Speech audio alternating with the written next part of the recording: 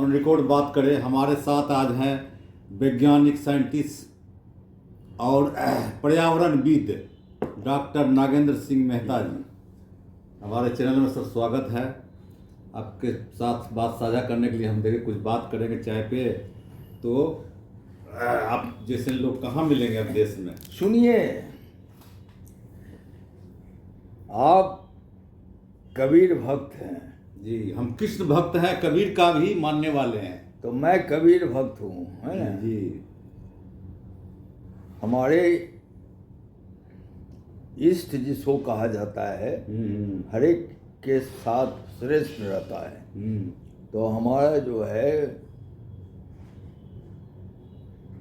कबीर है ना, सूर है ना, कबीर, तुलसी और इधर तो ये तीन व्यक्ति हमारे है। निजामुद्दीन का शिष्य जो था खुसरो, खुसरो, ये चार को हम अपने साहित्यिक यात्रा में साथ रखते हैं। अमीर खुसरो जो लेखक है, अमीर खुसरो। हाँ, मैं खुद अपने आप लेखक हैं।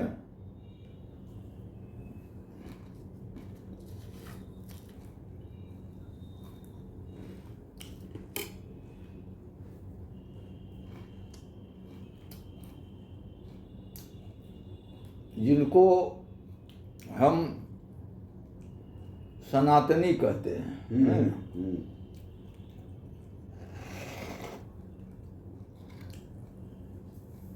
निराला जी, आप शुरू से पंथ विचार के समर्थक रहे हैं, कृष्ण भक्त हैं, लेकिन और देखे होंगे कि हृदय जिसका खुला होता है, वो हृदय ईश्वर के लिए मंदिर होता है। जी जी, है ना? जी। और वो ललायित रहते हैं कि स्थापना को कर दे हमरे, है ना? जी। कोई ईश्वर बाहर नहीं देखे हों किसी ईश्वर को। ब्रह्मा विष्णु महेश सब अंदर मंदिर में रहना चाहता है। है ना?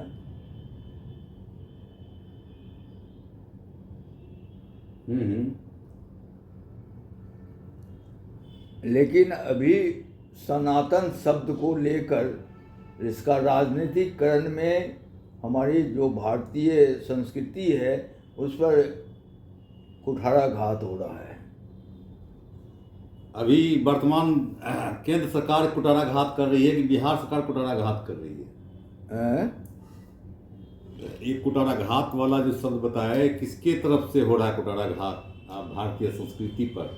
क्योंकि सनातन का दायरा बहुत बड़ा है, चाहे वो मुस्लिम धर्म वाले हो, कबीर पंथ वाले हो, चाहे सिख पंथ वाले हो, सब ये सनातन का विचारधारा है। ये पूरे देश का है ना? हम प्रांत में क्यों जाएंगे, हम पूरे देश में देख रहे हैं। जी जी, पूरे देश लेवल पे, पूरे देश राजनीति लोकतंत्र का जो चीज साहब आप बताइए, आपको छोड़ करके कोई दूसरे धर्म वाले अपने सनातनी दस्तावेज को हाथ में हिला करके चलता है? कभी सिख अनुयायी को देखे हैं गुरु ग्रंथ को ऐसे हिला के दिखाने वाला है? नहीं। जैनी को देखे हैं, बुद्ध को देखे हैं, मुसलमान को कुरान लेकर के घुमाते हुए देखे हैं? नहीं। हैं?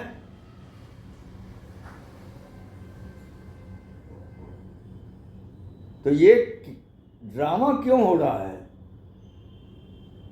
संविधान को घुमा घुमा के दिखाने से जनमानस को ज्ञान होगा कि उसकी बातों को अमल करके दिखाने से बात बढ़ेगी। कि तुम्हारे संविधान, हमारे संविधान में ये बातें हैं जिससे वंचित हो मैं अधिकार दिला करके दिखा रहा हूँ। वो काम है। ये ले करके झुंझुना हिला रहे हैं, बेइज्जती है। इसलिए वो कर रहा है कि नहीं वो हिंदू है नहीं ईसाई है, दोगला जात जिसको कहा जाता है ना। बहुत कष्ट होता है भाषा। तो ये कबीर और कृष्ण वही से हम लोग चले आए संविधान पे।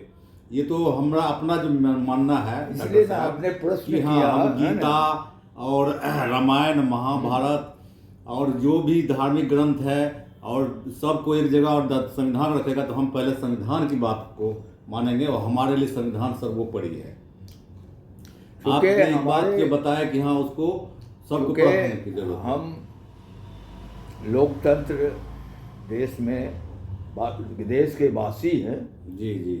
हमारे शासन प्रशासन का नियम कानून है जी जी, जिसके प्रति हम लोग प्रतिबद्ध हैं कि उनके अनुपालन करते हुए विकास की ओर आगे बढ़ेंगे। जी सीधी बात है। अब सवाल है कि उसका उपयोगिता सही ढंग से या गलत ढंग से ये आपके ऊपर डिपेंड करता है। ये तो बाबा भीमराव अम्बेडकर ने भी कहा कि संविधान हमने तो बना दिया लेकिन चलाने वाले लोग जो होंगे वो कैसे चलाते हैं उन पर निर्भर करेगा।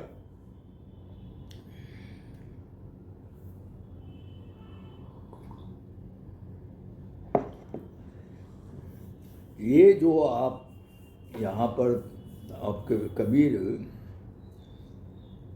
एक अभी जानते होंगे, आपके मीठापुर वाले सब जानते हैं, जाते भी हैं। हाँ हाँ। वो राजस्थान में नागौर है ना, वहाँ नानक दास, गुरु नानक दास है ना बाबा जो है अपना आश्रम चलाते हैं। अच्छा। और साल में पूरे देश के 100 पुरुषों को वो सम्मानित करते हैं, करवाते हैं राष्ट्रपति या उपराष्ट्रपति महोदय से। अच्छा अच्छा। उसका सर्कुलर देखे परसों है ना, इसलिए आपको याद किए। यहाँ से कहा कि हम 2 बार गए हैं। अच्छा अच्छा। तो यहाँ पूछे हैं तो बोला कि मीठापुर आश्रम में और एक यहाँ राजेंद्र नगर के पीछे, राजेंद्र के पीछे तो लोहानीपुर है। नहीं यहाँ है ना तो मठ का ऑफिस, वो यहाँ है कबीर मंदिर है। वो तो यहाँ है उसका मनभंग दास का, महंत मनभंग दास का है सिटी में, सिटी पटना सिटी में। नहीं यहाँ कह रहे हैं राजेंद्र नगर टर्मिनल के पीछे होगा, उधर हमको जानकारी है। हम वहाँ नहीं गए हैं, सुने हैं ना। हाँ हाँ सुने तो हैं।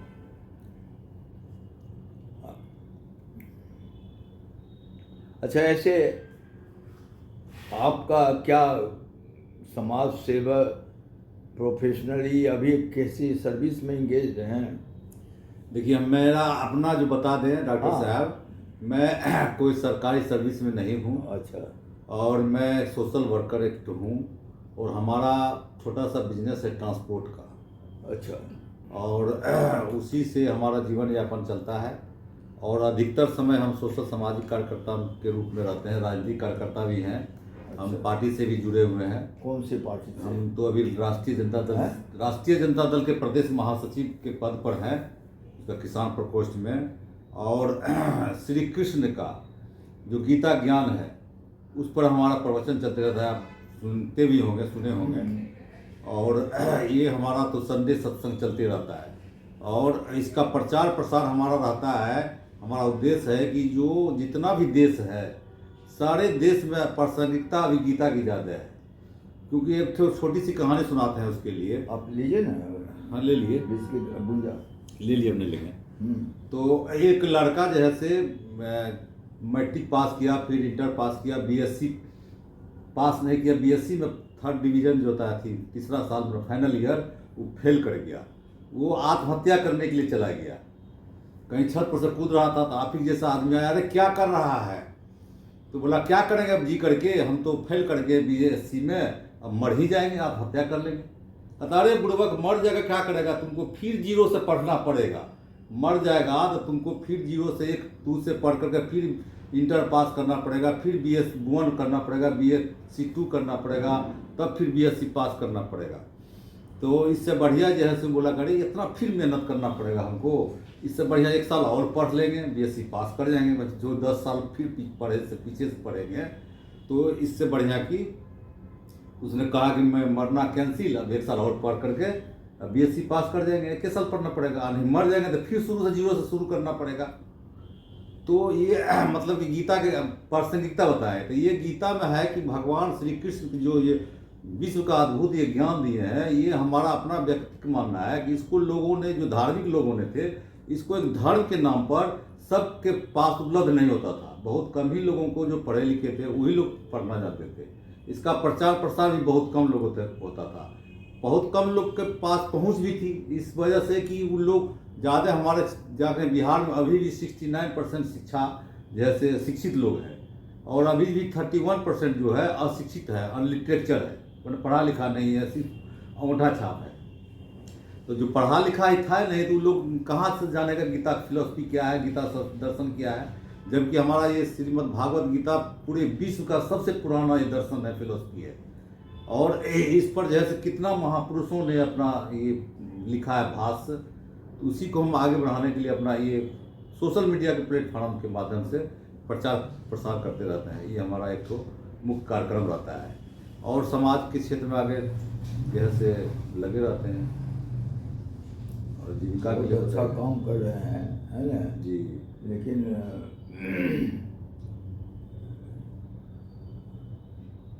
ये जो धर्म की बात चली है, इसको खत्म होना जरूरी है जी, बहुत जल्दी जरूरी है, नहीं तो हमारी सभ्यता और संस्कृति खतरे में चली जाएगी। इस पर लोग सोच नहीं रहे हैं, सब अपने अपने तरह से सोच रहे हैं, अपने दृष्टिकोण से, इसलिए मतभेद आपस में है ना। आखिर मतभेद कैसे इसको जो है सब खत्म हो सकता है? आप अभी सारा समझ गए हैं जी। अहम की लड़ाई है ना। काशी के पंडा अपना अपना झंडा, सब नहीं, सबका अपना अपना। काशी का पंडा नहीं है, देवघर का पंडा नहीं है, गया का पंडा नहीं है, वही काशी का एक नाम है। नहीं, हम लोग तो देवघर का पंडा बचपन से जानते हैं, गया उसके बाद गया का पंडा जाने हैं, बाद में जाकर के काशी का पंडा या प्रयाग को जो। तो जब तक और अहम की लड़ाई समाप्त जब तक नहीं होगी, बजस की है ना, समझौता होना पहले बहुत आसान होता था। शासक हल्का सा सिर झुका लिया, दोनों तरफ से नजर नीचे हुई, हाथ मिला, समझौता हो गया, चलो यार गले मिल गए। जी जी। अब बड़ा डिफिकल्ट है समझौता होना, और सबसे वैचारिकता जो नष्ट हुई, जिसका राजनीतिकरण हो गया और चुनाव में छूट दे दी गई, ढील है ना, कोई अंकुश नहीं है। चुनाव की भाषा होनी चाहिए आचार संहिता के अनुसार, गीता आधारित संविधान आपका है, चुनाव क्या है, संविधान का अनुपालन का क्रम है, तो उसका रहना चाहिए ना कि चुनावी भाषा भी हमारा शिष्ट हो। तो वो क्यों नहीं तैयार करते हैं, भ्रष्ट भाषा में संवाद चल रहा है, एक दूसरे का मीन मेक निकलता है। 90% ऊर्जा और पैसा नकारात्मक प्रसंग में खर्च हो रहा है। अब ये चोरी किया, चोरी का माल वसूलने में जितना चोरी किया उससे 10 गुना ज़्यादा खर्चा कर रहे हो, है ना? ऐसा क्या फायदा है? तुम 2 घंटे में फैसला सुनाओ ना, तुम 2 दशक काहे ले जाते हो? इसका उपाय क्या है? उपाय भी तो कुछ बताइए। नहीं, उपाय तो अगला है। आप लोग इतना पुराना पंथी हैं, मरे कबीर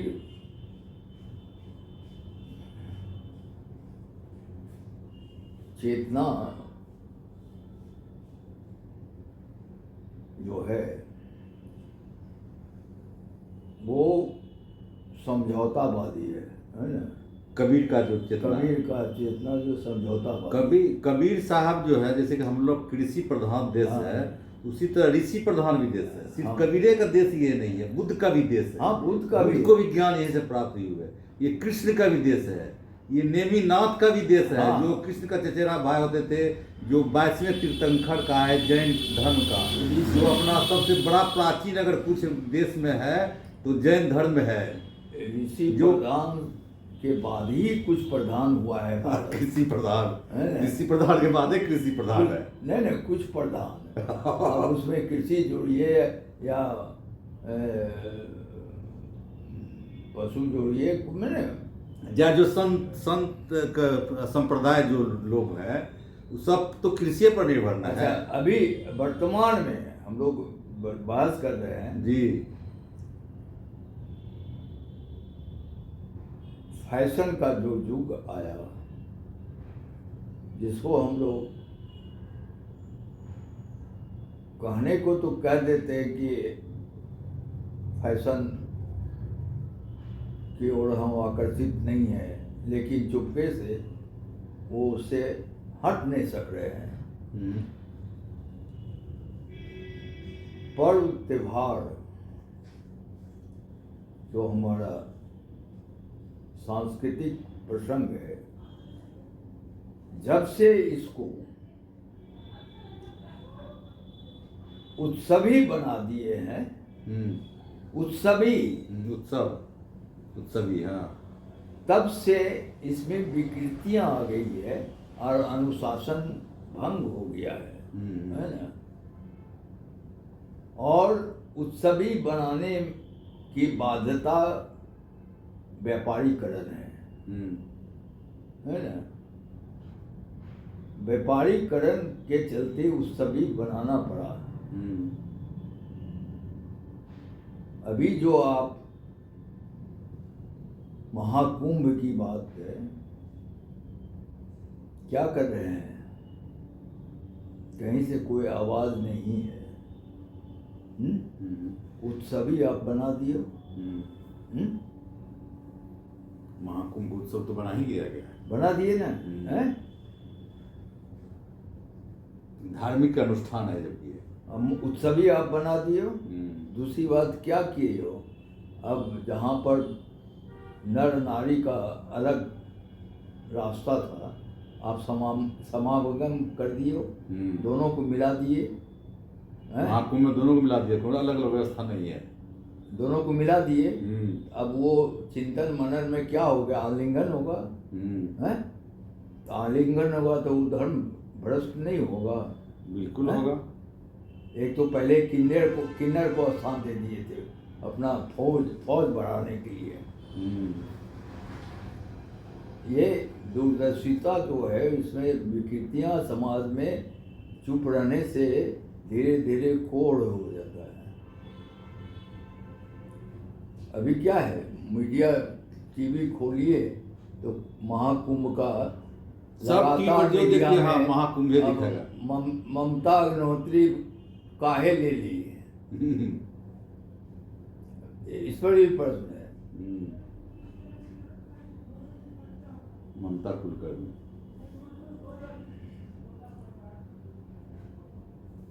और ना मैंने संतों के ग्रुप में भी खेमाबाजी हो गया इस लेकर के, है ना, तो ये क्या है?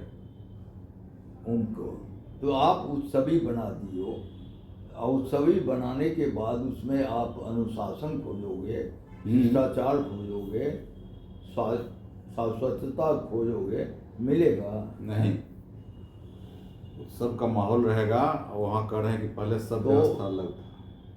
भीड़ से ही प्रदूषण बढ़ता है। हम लोग अब आइए मेरे सब्जेक्ट में। जी। स्वच्छ रहेंगे तो स्वस्थ रहेंगे, स्वच्छ रहेंगे तो स्वस्थ रहेंगे, तो स्वस्थ रहेंगे, वरना रोगों के अधीनस्थ रहेंगे, वरना रोगों के अधीनस्थ रहेंगे। स्वस्थ और स्वस्थ रहने के लिए आपको अपने परिवेश का पर्यावरण दुरुस्त रखना होगा, और पर्यावरण के साथ भीड़ का कोई संबंध नहीं है। भीड़ पर्यावरण है ना, दोनों के बीच 36 का संबंध है ना। पर्यावरण को विकास के साथ भी चलना पड़ता है ना। वहाँ भी ये दोनों के साथ 36 का संबंध है। अगर विकास हम करेंगे तो पर्यावरण को ह्रास करना होगा। हाँ, इसलिए वहाँ पर संतुलित विकास की बात है ना, अस्थायी विकासीकरण की बात होती है कि दोनों को साथ लेके चलें,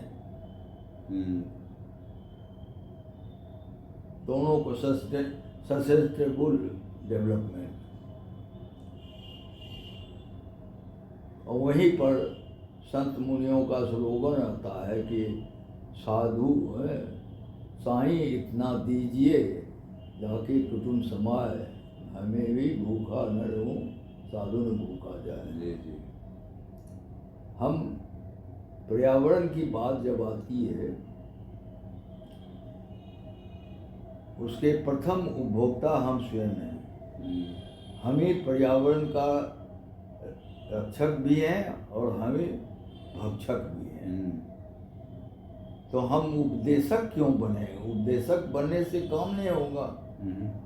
यहाँ सरकारी तंत्र का है ना, लोगों का उपदेशीकरण हो गया। उपदेश देना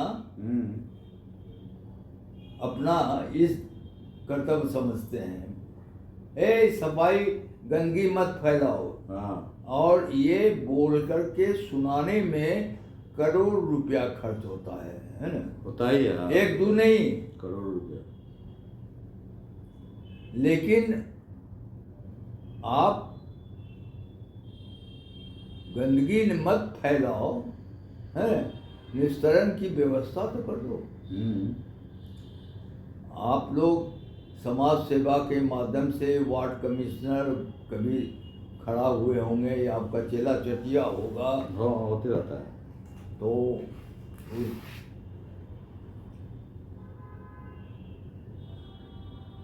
खुद कभी कभी मन में रख करके घर के अंदर चले जाते होंगे, सांस लेते होंगे, चलो बड़ा गंदगी है बाहर, मुंह में से निकल जाता होगा। लेकिन बोलने से नहीं ना होगा, किए हैं तो हम ही। गंदगी तो जहाँ भी होगा वहाँ गंदगी होगा ही। प्रत्येक व्यक्ति दिन भर में 150 से लेके 250 ग्राम रेफेज पैदा करता है। अब पॉपुलेशन भीड़ अब कैलकुलेट करके देखिए।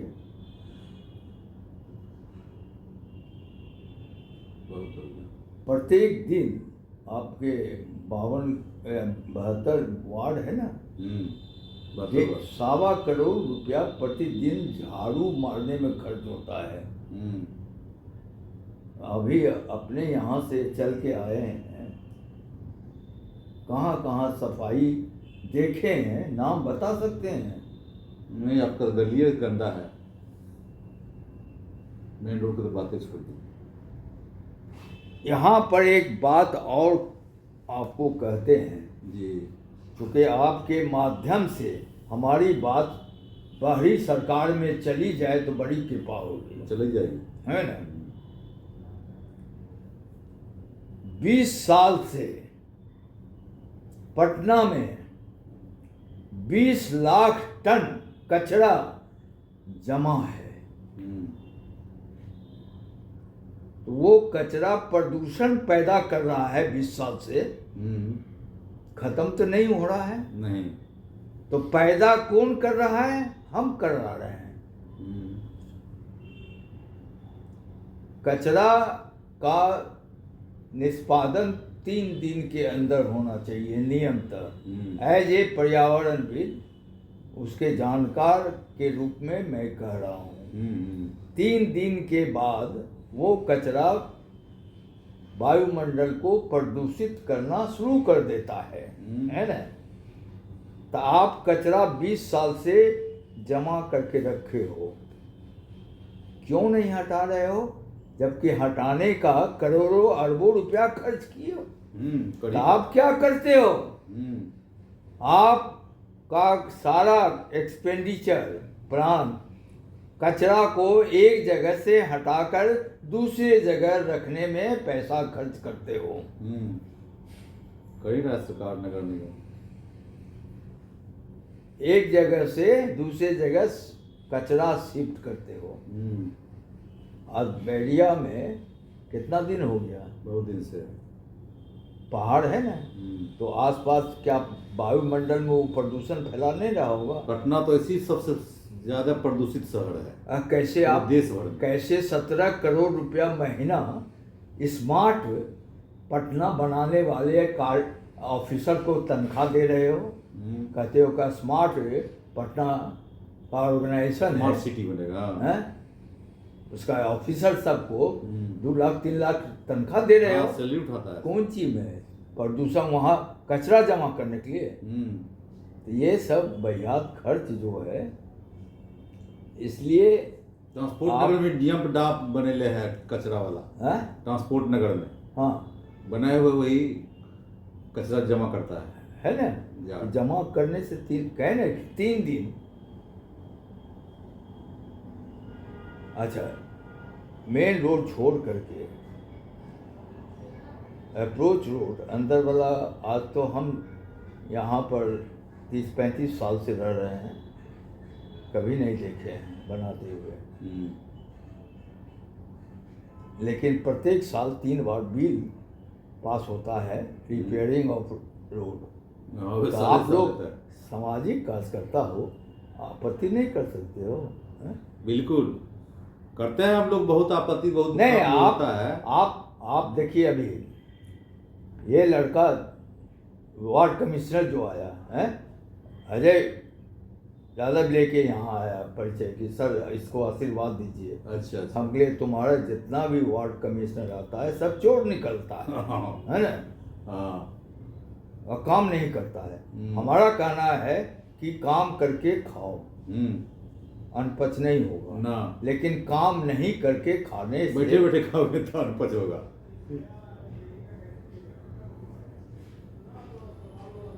जीत गया और हमको ठेंगा दिखा दिया। आज एक बार हमको उसके घर पर जाने पड़ा कि 12 साल हो गया है, 12 साल से हम कीचड़ में हैं।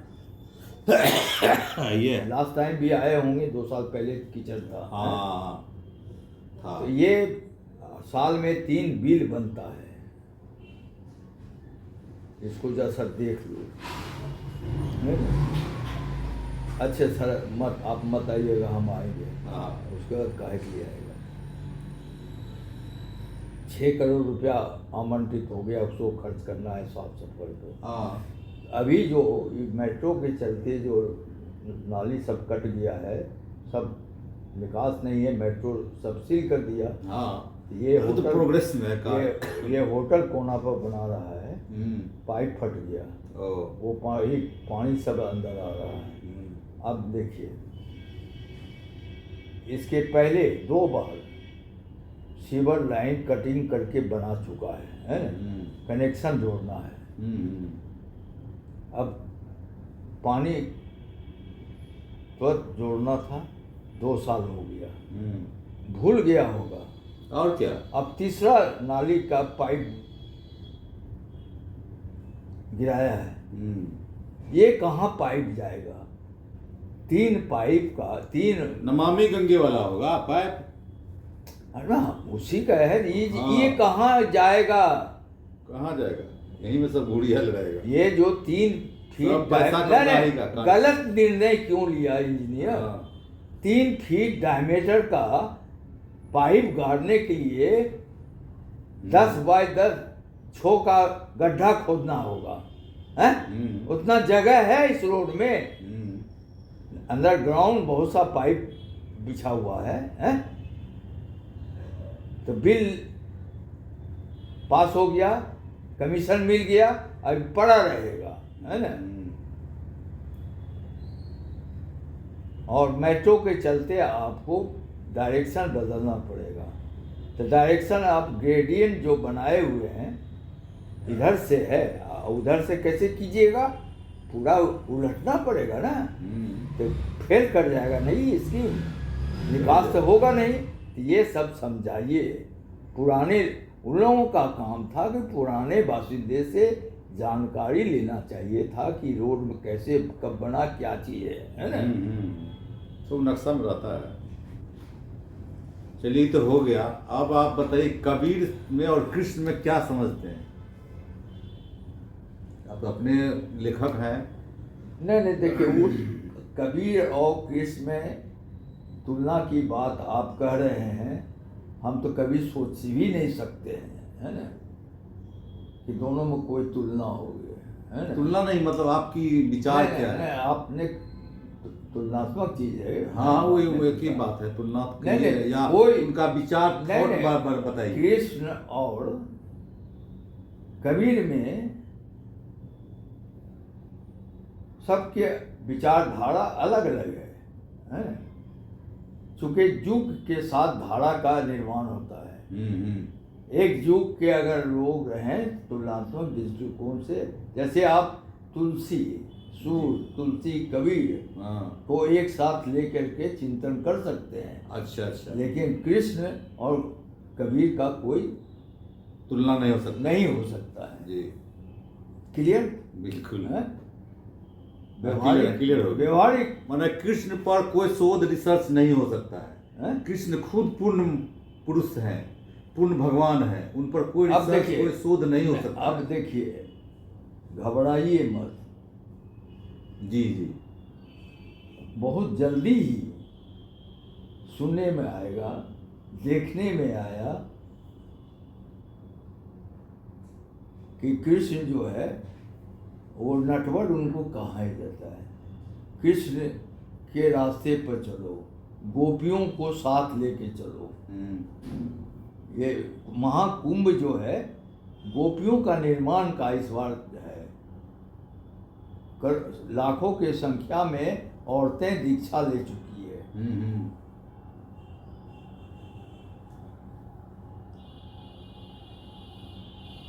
अभी भी ले ही रही है। तो ऐसे में अब कबीर विचारधारा वाले लोग तो बौखला रहे हैं, अंदर से बौखला रहे हैं। कबीर तो हाल फिलहाल के 1500 ईस्वी के आसपास के हैं, लेकिन कृष्ण तो 5000-6000 वर्ष पहले की बात है। लेकिन कितने जो नास्तिक विचारधारा के लोग हैं, जो भगवान को नहीं मानते हैं, वो कहते हैं राम भी काल्पनिक है, कृष्ण भी काल्पनिक है, महाभारत भी काल्पनिक है, रामायण भी काल्पनिक है। नहीं, इस पर क्या कहेंगे? कबीर दास कभी नहीं कहे हैं कि ये सब काल्पनिक है। कबीर साहब की बात नहीं कर रहे, अभी जो मनुष्य कर रहे हैं। नहीं, जबरदस्ती कह दीजिएगा तो मान लेंगे। कबीर साहब की बात हम नहीं कर रहे हैं, अभी कर रहे हैं जो नास्तिक लोग हैं, हमारे दोस्ते साथी कितना है नास्तिक हैं। हाँ। जो कहते हैं कि राम काल्पनिक है, कृष्ण काल्पनिक है, महाभारत काल्पनिक है, रामायण काल्पनिक है। तो उससे पूछिए ना प्रश्न कि तुम्हारा नाम असली है, बस इतने पूछिए ना। हम्म। किसी ने दिया है ना नाम, हाँ, तब न नाम हुआ है। तो दिया है नाम, तो कैसे जानोगे कि वो असली है कि नकली है नाम? हाँ, उसी से प्रश्न पूछिएगा ना, चुप हो जाएगा। जैसे बुद्धिस्टे के लोग मानने वाले हैं, जो बुद्ध भगवान को मानने वाले हैं, वो कहते हैं कि राम नहीं। राम काल्पनिक है, रामायण काल्पनिक है, वो महाकाव्य है, कोई ग्रंथ नहीं है, वो किसी ने लिखा है। देखिए वहाँ पर जब जैसे जैसे पुराने हो रहे हैं लोग, है ना, उनके विचारधारा में अनुयायियों के द्वारा विकृतियाँ भरी जा रही है ना। अभी भी प्रश्न उठ सकता है कि बुद्ध भगवान बने हैं, तो एक पहले तो इंसान होना चाहिए था। बुद्ध का पलायन इंसानियत के खिलाफ है। परिवार को, पत्नी को, बच्चे को बिना बताए चल देना, वो भी अधर्म काम किया। तो काहे हम उसको धार्मिक बनाएंगे? काहे बता के जाते हैं? ना अगर यशोदा तो ये बात को कही है नहीं कि हमको बता के जाते तो हमको क्या कष्ट होता। मछली शरण गुप्त लिखे हुए हैं। जी जी जी। तो उस तरह की बातें उपज सकती है ना, स्कोप तो है। महावीर है, धर्म चलाए जैन धर्म महावीर का, उसमें भी श्वेतांबर और दिगंबर और श्वेतांबर दो है, आपसी कला का स्कोप कर दिए, है ना। कम संख्या में है लेकिन बहुत पुराना है वो भी, है ना। उसका दर्शन फिलॉसफी भी दिया हुआ है देश को, संस्कृति को, भारत की संस्कृति तो अभी अहिंसा की बात महावीर से है ना। महावीर से है, बुद्ध से भी पहले, बुद्ध के से भी पहले से महावीर का है जो अहिंसा का चलाया। तो प्रेम आपका बुद्ध से है ना। तो सत्य जो है वो सनातनी है। तो सत्य, अहिंसा, परमो धर्म जो सूत्र बना है हम लोग का, ये तीनों को मिला के ये तो वेद से बना है ना। अहिंसा, परमो धर्म, ये तो वेद का, वेद के अनुसार तो सब है। वेद सम्मत तो सब की विचारधारा है। नहीं, वो कुछ बुद्धिस्ट लोग कहते हैं कि वेद को हम नहीं मानते। कौन बुद्धिस्ट है बताइए ना। वेद जो है जीव हत्या वर्जना जी, वेद सम्मत न है, उसी को बुद्ध भी माने, महावीर भी माने हैं।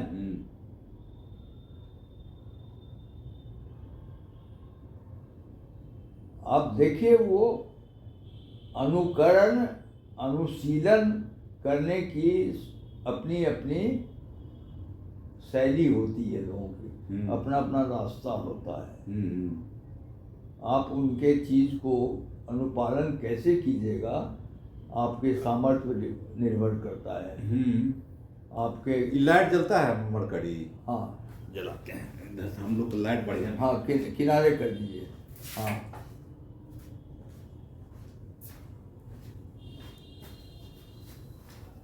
तो वहाँ पर भी आप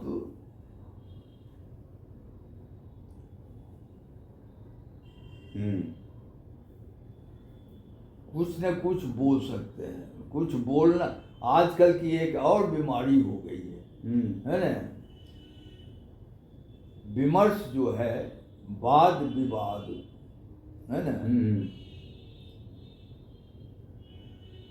वो खटासपन आ गया उसमें, है ना।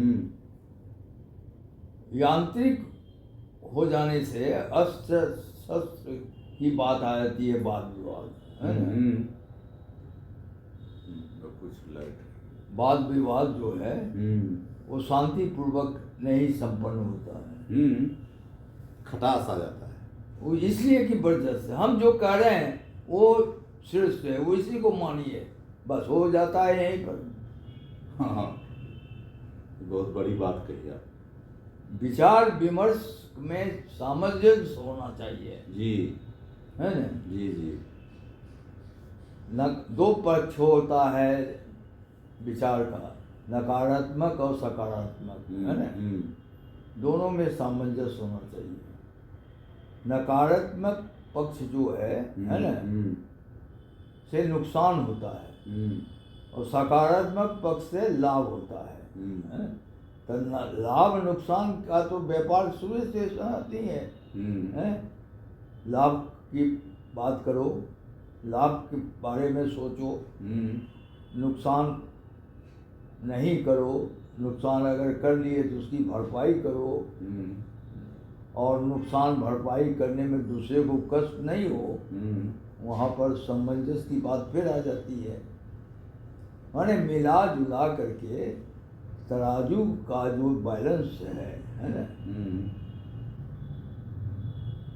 संतुलन जिसको कहते हैं, तो जीवन में संतुलन जो है बहुत बड़ा फैक्टर है। संतुलित भोजन भी, संतुलित जीवन प्रसंग भी है ना, रहन सहन भी, और ये सब जब जो है वेद सम्मत चीजें है। इसी को कबीर दास ने वैज्ञात्मक शैली से अपनी बात को समाज के सामने है ना रखे, समझने में लोग को कठिनाई नहीं हो, और क्रिटिसाइज करना भी हिम्मत का काम है ना। और क्रिटिसाइज करने हिम्मत में तार्किक होना होता है, और तर्क का शस्त्र भी होता है, यानी कि नॉलेज। किस रूप से तर्क आप कीजिएगा ताकि आप उस पर विजय पा सकें। यहाँ पर कबीर जी जो है वो समाज में जो विद्रूपता रहती थी, बुझी थी, उस समय दोनों को साथ लेके चले। किसी का चोट किसी पर लगेगा ही है, बिल्कुल है ना। माने हम लोग तो उनकी भाषा, उनकी विचारधारा से आश्चर्यचकित होते हैं कि ये शब्द आज क्यों नहीं लोगों के साथ उपज रहा है। उस समय काकर पाथर चून के मस्जिद लियो बना है। जब कहते हैं कि कबीर साहब लिखते पढ़े लिखे कम थे, वो अपने कब कम थे, कौन कह दिया? उनके जीवनी में जो लिखा हुआ है कि वो अपने सिर्फ बोलते थे दोहा, जैसे उनके लिखने वाला पीछे था मुंशी जो लिखते रहता था। नहीं, एकदम हम इसको नहीं मानते हैं जी। बनावटी बात यहाँ आप क्यों ला रहे हैं? नहीं, जो जानकारी थी आप सोचे आपसे नहीं, जिज्ञासा है इसलिए तो जानकारी होगी। नहीं, देशज शब्द का प्रयोग उन्होंने किया तो पढ़े लिखे नहीं थे। हाँ, आप ही लोग ज्यादा पढ़े लिखे का मतलब क्या है? कागज में दस्तखत है तो दे करके डिग्री देना। नहीं, ऐसा थोड़ी बात है।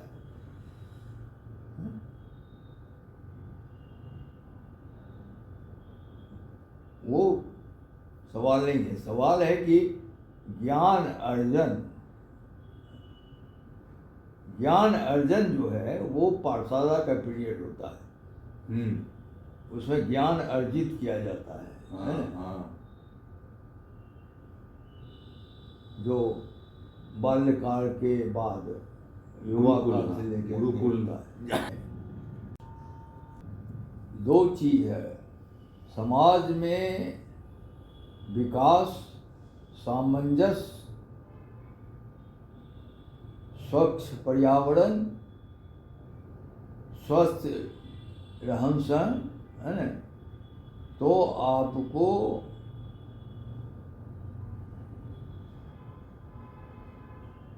प्रकृति की ओर मुड़ना पड़ेगा, क्योंकि प्रकृति की ओर ही ऋषि मुनियों का संवाद अभी गूंज रहा है, जहाँ से हम कैच कर सकते हैं। वहाँ पर आपको पता चलेगा। संत वाणी प्रवचन बहुत हो रहा है, लेकिन उसमें जो राजनीतिकरण हो गया, व्यापारीकरण हो गया है ना, ग्रुप बना बना करके, वो थोड़ा सा असहज लगता है ना। सब चीज़ एक ही चीज़ कह रहे हैं, लेकिन अलग अलग ढंग से कह रहे हैं। अच्छा छोड़िए, वो तो ये चीज़ है, इसको कुछ व्यक्तिगत बात किया जाए। चलिए तो बंद करते हैं। आपको बहुत बहुत धन्यवाद, आप नहीं, हमारे अभी साथ तो- शेयर किए। अभी व्यक्तिगत तो- बात इस सब पर नहीं ना हो सकता है। व्यक्तिगत बात अभी तो रिकॉर्डिंग नहीं ना हो सकता है। आप हमारे साथ साझा किए, बहुत बहुत धन्यवाद आपको। आपको हम दोनों का संवाद, ये विचार कैसा लगा, आप अपना कमेंट के माध्यम से हमारे यूट्यूब चैनल को दीजिए। इसी के साथ साथ ही जय हिंद, जय श्री कृष्ण।